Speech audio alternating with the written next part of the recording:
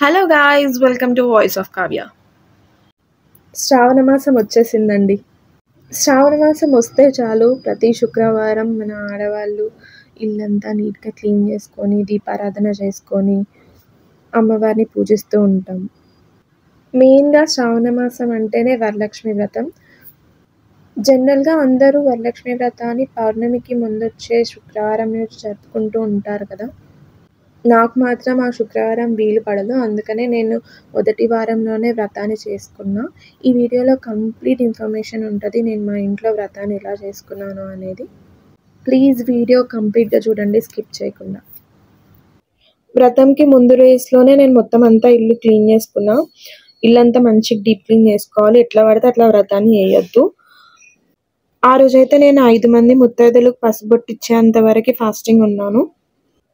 ఇట్లా మంచిగా గడపని పసుపుతో అలంకరించుకొని గడపకి పసుపు కుంకుమ పెట్టి ఇంటి ముందు ముగ్గేసేసా. అయితే మేము తెలంగాణలో ఫస్ట్ గడపని క్లీన్ చేసుకొని గడప కడుక్కున్న తర్వాతనే స్నానం చేస్తాము. మీ సైడ్ ఎలా చేస్తారో కామెంట్ సెక్షన్లో మెన్షన్ చేయండి. ముగ్గు పిండి వాడకుండా బియ్యం పిండి ఇంకా పసుపు 2 మిక్స్ చేసి ముగ్గేసా. అందులో కొంచెం కుంకుమ పసుపుతో కలసేసి నెక్స్ట్ పూజా ఐటమ్స్ అన్ని క్లీన్ చేసుకున్న దీపంతలు అవన్నీ ఇలా దేవుడిని అలంకరించుకున్న దేవుడి గదిలో నెక్స్ట్ డెకరేషన్ స్టార్ట్ చేసేసా. మనం ఎక్కడైతే వ్రతపీఠను పెడతామో అక్కడ ఈ బ్యాక్ డ్రాప్ వేసి దాని మీద కొన్ని ఫ్లవర్స్ డబుల్ టేప్తో స్టిక్ చేసా. తర్వాత ఒక పీఠం పెట్టుకొని దాని మీద పసుపు రాసి దాని మీద కొంచెం ముగ్గేసుకొని పసుపు కుంకుమ అక్షంతులు వేసి ఒక వైట్ క్లాత్ పరిచేసుకొని దాని మీద కొన్ని బియ్యం వేయాలి. తర్వాత అమ్మవారి పటాన్ని ప్లేస్ చేసుకున్నా. వెండి రాగి ఇత్తడి ఏదైనా ఒక కలుషాన్ని తీసుకొని కలుషానికి బొట్లు పెట్టి ఫ్రెష్ వాటర్ తీసుకోవాలి. ఫ్రెష్ వాటర్ అవైలబుల్గా లేదు, నాకు దొరకలేదు. మీకు కనుక ఫ్రెష్ బోర్ వాటర్ అవైలబుల్గా ఉంటే ఫ్రెష్ బోర్ వాటర్ తీసుకోవాలి. నేనైతే ఫిల్టర్ వాటర్ తీసుకున్నా. అండ్ ఇక్కడ కలుషం మీద పెట్టే కొబ్బరికాయకి బొట్లు పెట్టేసుకోవాలి పసుపు రాసి. కలుషంలో కొంచెం పసుపు కుంకుమ అక్షంతులు అండ్ గంధం పువ్వు ఒక కాయిన్ వేసి పీఠం మీద పెట్టేసుకోవడమే. కలుషాన్ని పీఠం మీద పెట్టే ముందు పీఠం మీద కొంచెం పసుపు కుంకుమ వేసి కలుషాన్ని పెట్టాలి. దాని తర్వాత మామిడి లేదా తమలపాకుల్ని కలుషం మీద ఉంచి పసుపు రాసిన కొబ్బరికాయని దాని మీద ప్లేస్ చేసుకోవాలి. తర్వాత నేను ఇక్కడ తోరణాలను ప్రిపేర్ చేస్తున్నా. 5 లేదా 9 పోగులతో తోరణాలను ప్రిపేర్ చేసుకోవాలి. ఒక ఆకు మీద 2 తమలపాకుల మీద పసుపు గణపతిని ప్రిపేర్ చేసుకొని మేమైతే జంట గౌరమ్మని ప్రిపేర్ చేస్తాము. కొత్త ఎర్ర బ్లౌజ్ పీస్ తీసుకొని అలా చూపించిన విధంగా ఫోల్డ్ చేసుకొని కొబ్బరికాయ మీద కలుషం మీద పెట్టుకోవడమే, ఒక బొట్టు పెట్టుకొని. అంతే, కథపీట రెడీ అయిపోయింది.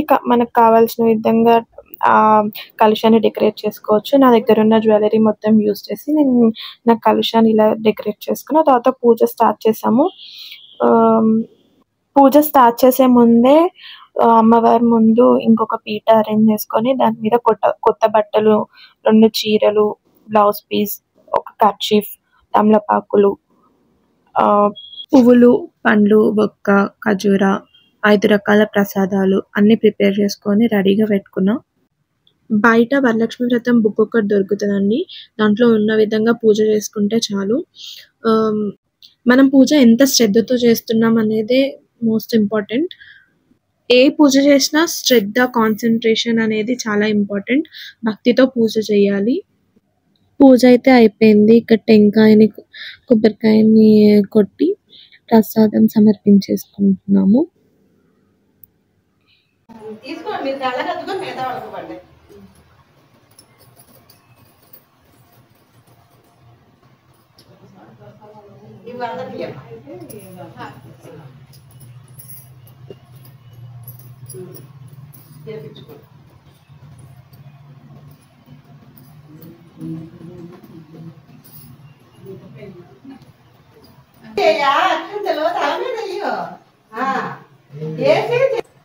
ఇక్కడ నేను మా హస్బెండ్ ఆశీర్వాదాలు తీసుకుంటున్నాను.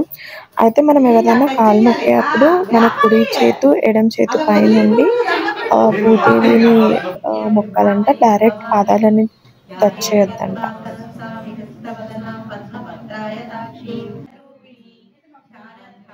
ఇలా లలిత సహస్రనామాలతో ఎండ్ చేసామండి పూజ.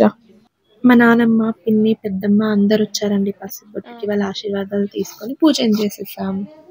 ఇది సాయంత్రం మళ్ళీ స్నానం చేసుకొని దీపారాధన చేసుకొని కలుషాన్ని కదిలిచ్చాము. ఫస్ట్ ఫోటోని 3 సార్లు, కలుషాన్ని 3 సార్లు, ఇంకా చిన్న అమ్మవారి విగ్రహాన్ని 3 సార్లు కదిలిచ్చేసాము. కలుషాన్ని కదిలిచ్చేటప్పుడు కూడా ఏదో మంత్రం ఉంటుందంట. అది మేము యూట్యూబ్లో పెట్టుకొని కలుషాన్ని కదిలిచ్చి లాస్ట్కి దేవుని మొక్కేసుకున్నాము. వీడియో నచ్చినట్లయితే please like, share and subscribe to my channel voice of Kavya. Bye bye.